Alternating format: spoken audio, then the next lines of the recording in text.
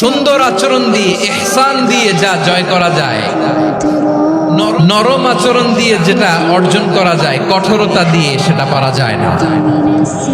বিষ্ণু ঈসা ইসলাম ইহসান দিয়ে, কোমল আচরণ দিয়ে, তার অনুগ্রহ দিয়ে তিনি অনেক কাফিরের হৃদয়কে জয় করে ফেলেছেন। সাইয়েদনা সুমামা ইবনে উসাল রাদিয়াল্লাহু তাআলা আনহুর কথা মনে পড়ে যায়। তিনি ছিলেন ইয়ামামার বাদশা। মদিনাতে বিশ্বনবীকে হত্যা করার নিয়তে এসেছিলেন। গোপনে গোপনে বিশ্বনবীকে হত্যা করে আবার ইয়ামামাতে তিনি ফিরে যাবেন। কিন্তু কি অবাক করা কাণ্ড, হত্যা করতে পারে নাই, সাহাবাদের হাতে তিনি ধরা পড়ে গেলেন।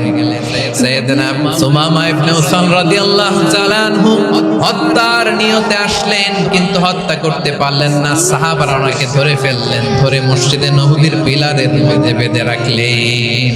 সুমামা ইবনে উসাল সিরাত থেকে সিরাত থেকে শোনাচ্ছি। রাদিয়াল্লাহু তাআলা ইয়ামামার অধিপতি ছিলেন, বিশ্বনবীকে হত্যার জন্য আসছেন, ধরা পড়ে গেছেন, এখন মসজিদে নববীতে বেঁধে রাখছে। তার মানে বন্দী। এখন স্ট্যাটাস কি? বন্দী, ক্যাপ্টিভ।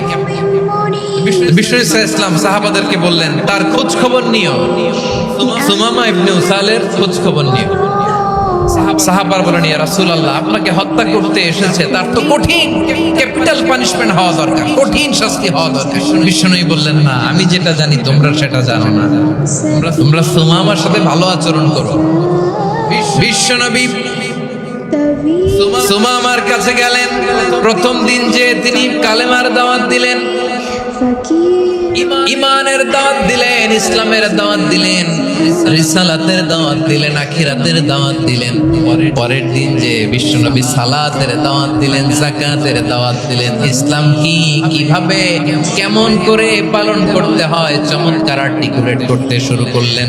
তন্ময় হয়ে সুমামা ইবনে উসাল রাদিয়াল্লাহু তাআলা আনহু বিশ্বনবীর কথাগুলো শুনতে আরম্ভ করলো।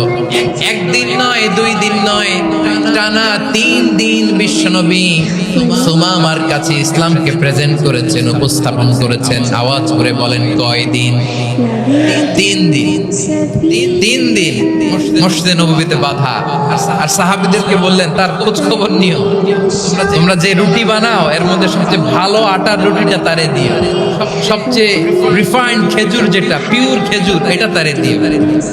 আর বিশ্বনবী নিজের উট থেকে দুধ দহন করে ওনার বাড়ির এক কর্মচারীকে বলেছেন দুধ দহন করে সুমামার জন্য নিয়েছে। সুবহানাল্লাহ পড়বেন না? সবাই তো অবাক, ইয়ামামা থেকে আসছে নবীকে হত্যা করতে, বিশ্বনবী দেখে তারে জামাই আদর করে। একদিন নয়, 2 দিন নয়, টানা 3 দিন বিশ্বনবী এভাবে সুমামার কাছে যে ইসলামকে প্রেজেন্ট করতে আরম্ভ করলেন, ইসলামকে উপস্থাপন করতে শুরু করলেন। আর তাকে চমৎকার এন্টারটেইনমেন্ট, আপ্যায়ন দিতে আরম্ভ করলেন। টানা 3 দিন যখন ইসলামের দ্য বিউটিজ অফ ইসলাম, ইসলামের সুমহান বাণীর সৌন্দর্য তার কাছে উপস্থাপন শেষ, তাকে আপ্যায়ন শেষ, বিশ্বনবী বললেন সাহাবাদেরকে, যাও এবার সুমামার হাতের পায়ের রশি দুটো খুলে দাও। সাহাবারা তর্ক জোরে দিলেন, লা ইয়া রাসূলুল্লাহ, এমনটা করবেন না, তো ভয়ঙ্কর ভয়ঙ্কর খুনি, কি জানি কি হয়ে যায়। বিশ্বনবী বললেন, না, তার হাতে পায়ের রশিগুলো খুলে দাও। সাহাবারা বিশ্বনবীর কথা মতো তার হাতে পায়ের রশিগুলো খুলে দিল। সুমামা মুহূর্তের মধ্যে মসজিদে নববী থেকে বের হয়, ইয়ামামায় ফিরে না যে মসজিদে নববীর পাশে একটা খেজুর বাগান ছিল, সেখানে চলে গেলেন। সেখানে একটা ছোট্ট কুয়া ছিল, কুয়ার পানি দিয়ে তিনি গোসল করলেন। সুবহানাল্লাহ পড়েন। কুয়ার পানি দিয়ে গোসল করে মসজিদে নববীর সামনে এসে বিশ্বনবী এবং সাহাবাদের সামনে দাঁড়িয়ে সাব্বাবা উঁচু করে বললেন, আশহাদু আল্লা ইলাহা ইল্লাল্লাহ ওয়া আশহাদু আন্না মুহাম্মাদান আবদুহু ওয়া রাসূলুহু। আমি সাক্ষ্য দিচ্ছি আল্লাহ ছাড়া কোনো ইলাহ নাই, আর মুহাম্মদ আল্লাহ তাআলার প্রেরিত বান্দা এবং রাসূল। প্রিয় ভাইয়েরা, ইহসান দিয়ে যা জয় করা যায়, কঠোরতা দিয়ে সেটা কঠিনকালেও জয় করা যায় না। আওয়াজ করে বলেন ঠিক না? এবার সুমামা দাঁড়িয়ে বলে, ওগো নবী, আমি তো কালিমা পড়ে মুসলমান হয়ে গেলাম, এবার শোনেন, এই মুহূর্তের আগে আপনার চেহারার চাইতে নিকৃষ্ট কোনো চেহারা আমার কাছে ছিল না, কিন্তু শাহাদা পাঠ করার পরে আপনার চেহারার চাইতে উত্তম শ্রেষ্ঠ কোনো চেহারা আমার কাছে আর নাই।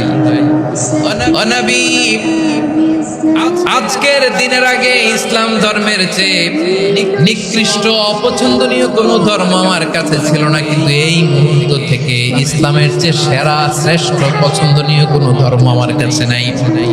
নবী গো, আজকের দিনের আগে মদিনার চাইতে অপছন্দনীয় নিকৃষ্ট কোনো শহর আমার কাছে ছিল না, কিন্তু এই মুহূর্তের পর থেকে মদিনার চাইতে কোনো শ্রেষ্ঠ শহর আমার জানা নাই। সে ছিল গমের বড় ডিলার, গম বেচত। কি বেচত? তার গম কিনে মক্কার লোকেরা রুটি খাইত। সে ঘোষণা দিল, আজকের থেকে মক্কাবাসীদের জন্য সব গম আমি হারাম করে দিলাম। মক্কাবাসী এখন না খেয়ে মরে। সুবহানাল্লাহ পড়বেন না? মক্কাবাসী বিশ্বনবীর কাছে আসলেন, এসে বললেন, মুহাম্মদ, আমরা তো তোমার ভাই, তোমার চাচা, তোমার ভাতিজা, তোমার আত্মীয়। তুমি সুমামারে বলো সে যেন আবার গমের সাপ্লাই মক্কার জন্য অনুমতি দিয়ে দেয়। বিশ্বনবীর অনুমতি ক্রমে সুমামা আবার মক্কাতে গম পাঠাতে শুরু করলো। পড়েন সুবহানাল্লাহ।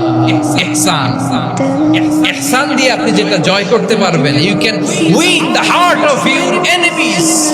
ইহসান দিয়ে আপনি আপনার শত্রুর হৃদয়কে জয় করতে পারবেন। এজন্য আল্লাহ বললেন, ওয়া আনফিকু ফি সাবিলিল্লাহি ওয়া লা তুলকু বিআইদিকুম ইলা তাহলুকা ওয়া আহসিনু ইন্নাল্লাহা ইউহিব্বুল মুহসিনিন। তোমরা আল্লাহর রাস্তায় দান করবে আর নিজেরা নিজেদেরকে ধ্বংসের হাতে ঠেলে দিও না।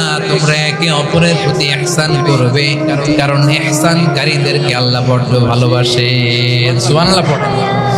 আবার সূরা রহমানে আল্লাহ বললেন, হাল জাযাউল ইহসানি ইল্লাল ইহসান ফাবিআইয়ি আলা, সবাই পড়েন, ফাবিআইয়ি আলাই রাব্বিকুমা তুকাযযিবান। ইহসানের প্রতিদান হিসেবে ইহসানি হয়। বিশ্বনবী সুমামার প্রতি যেমন ইহসান করেছেন, সুমামাও ঠিক তেমন ইহসান ফিরিয়ে দিয়েছে। ঠিক কিনা বলেন?